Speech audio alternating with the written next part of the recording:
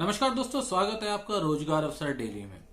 राजस्थान राज्य विद्युत उत्पादन निगम लिमिटेड की तरफ से यानी कि राजस्थान विद्युत विभाग की तरफ से एक इंपॉर्टेंट जॉब नोटिफिकेशन जारी की गई है, जिसके ऊपर ये वीडियो है।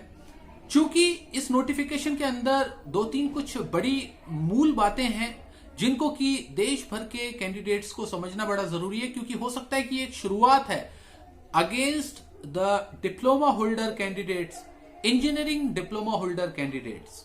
जी हाँ दोस्तों, मैं आपको साफ तौर पर बता दूं कि ऐसा बहुत कम राज्यों की तरफ से, इनफैक्ट मैंने शायद एक आधा राज्य की तरफ से कोई एक आधा नोटिफिकेशन ही आज तक देखी है जिसमें इतने बड़े पैमाने पर सीधे तौर पर कहा जाए तो भेदभाव किया गया है। मैं बात कर रहा हूं डिप्लोमा होल्डर कैंडिडेट्स के लिए। राजस्थान विद्युत विभाग की तरफ से नोटिफिकेशन जारी की जाती है। काफी अच्छी खासी number of vacancies junior engineer की पोस्ट के लिए निकाली जाती हैं। अब दो बड़ी बातें मैं आपको बताऊंगा। सबसे पहली बात तो यह है कि हर एक राज्य में 99% राज्यों की बात की जाए तो जूनियर इंजीनियर की पोस्ट के लिए डिप्लोमा होल्डर कैंडिडेट्स को जरूर अलाउ किया जाता है। साथ में बीटेक बीई वालों को भी अलाउ कर दिया जाता है और कुछ राज्यों में बीई बीटेक वालों को अलाउ नहीं किया जाता है। बिल्कुल इसी टाइप से असिस्टेंट इंजीनियर की पोस्ट की अगर बात की जाए तो वहां पर केवल और केवल 4 साल का जिन्होंने बीई बीटेक या एएमआई किया हुआ है, केवल उन्हीं को अलाउ किया जाता है। वहां पर डिप्लोमा होल्डर 3 साल के इंजीनियरिंग डिप्लोमा होल्डर कैंडिडेट्स को अलाउ नहीं किया जाता है। लेकिन यहां पर ये राजस्थान की तरफ से जो नोटिफिकेशन जारी किया गया है, इसमें डिप्लोमा होल्डर कैंडिडेट्स को अलाउ ही नहीं किया गया है जूनियर इंजीनियर की पोस्ट के लिए। केवल अगर आपने बीई बीटेक किया हुआ है या फिर एएमआई किया हुआ है तभी आप असिस्टेंट इंजीनियर की पोस्ट में भी सेम क्वालिफिकेशन रखी गई है। बीई बीटेक या फिर एएमआई और जूनियर इंजीनियर की पोस्ट के लिए भी सेम क्वालिफिकेशन रखी गई है। कहीं से कहीं तक कोई अंतर नहीं है। एक्सपीरियंस की बात को भी छोड़ देते हैं। यहां पर मैं आपको बता दूं कि डिप्लोमा होल्डर कैंडिडेट्स के लिए यहां पर कोई वैकेंसी नहीं है। तो क्या मजबूरियां हैं, क्या कारण है कि डिप्लोमा होल्डर कैंडिडेट्स अगर यहां पर नहीं अप्लाई कर सकता तो फिर कहां पर अप्लाई कर सकता है? तो कहीं ना कहीं डिप्लोमा होल्डर कैंडिडेट्स के लिए ये कोई बहुत अच्छा हेल्दी एनवायरनमेंट नहीं है। इस चीज को डिप्लोमा होल्डर कैंडिडेट्स को समझना पड़ेगा और मेरे हिसाब से अपनी बात को सामने रखने की सभी को जरूरत भी है और आजादी भी है।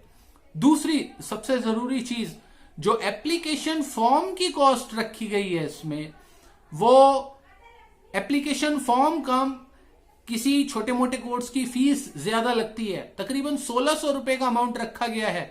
अगर आप गेट का भी अमाउंट इससे कंपेयर कर लें तो आपको समझ में आ जाएगा कि तस्वीर कहां पर है।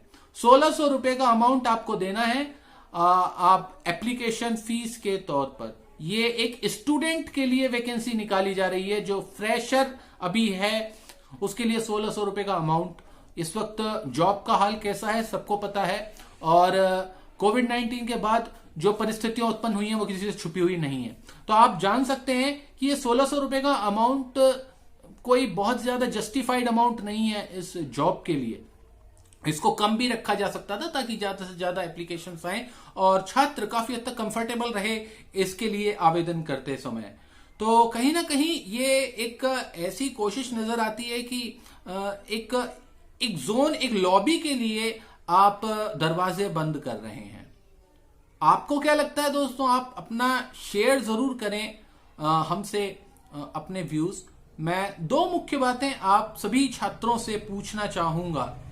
अगर आप बीटेक के छात्र हैं, आप असिस्टेंट इंजीनियर की पोस्ट के लिए आवेदन कर रहे हैं, मैं बिल्कुल ओपनली बात कर रहा हूं।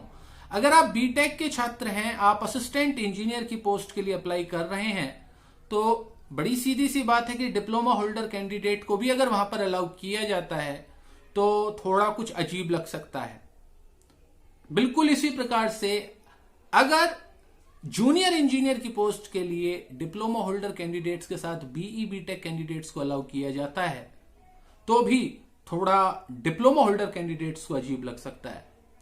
लेकिन ये जो आज हुआ है इस नोटिफिकेशन में कि जूनियर इंजीनियर की पोस्ट के लिए डिप्लोमा होल्डर कैंडिडेट्स को अलाउ नहीं किया गया है, ये कितना सही है आप वीडियो के नीचे कमेंट करके मुझे जरूर बताएं। नंबर 1। नंबर 2, ये एप्लीकेशन फीस जो रखी गई है 1600 रुपए की, ये आपको कितनी जस्टिफाइड रखती है?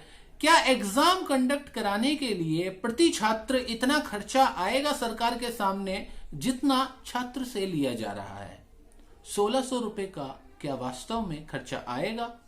क्या राजस्थान के अंदर जो परीक्षाएं होती हैं वो दूसरे राज्यों के कंपैरिजन में कुछ ज्यादा खर्चीली हैं? ये सभी सवालों के साथ दोस्तों मैं आपको छोड़ करके जा रहा हूं और आप इसका वीडियो के नीचे कमेंट मुझे करके अपने विचार मुझसे जरूर साझा करें। तो दोस्तों आज के लिए बस इतना ही। कल इसी समय हम दोबारा हाजिर होंगे कुछ नई जॉब नोटिफिकेशंस की इंफॉर्मेशन के साथ। तब तक के लिए मैं लेता हूं आपसे इजाजत। धन्यवाद।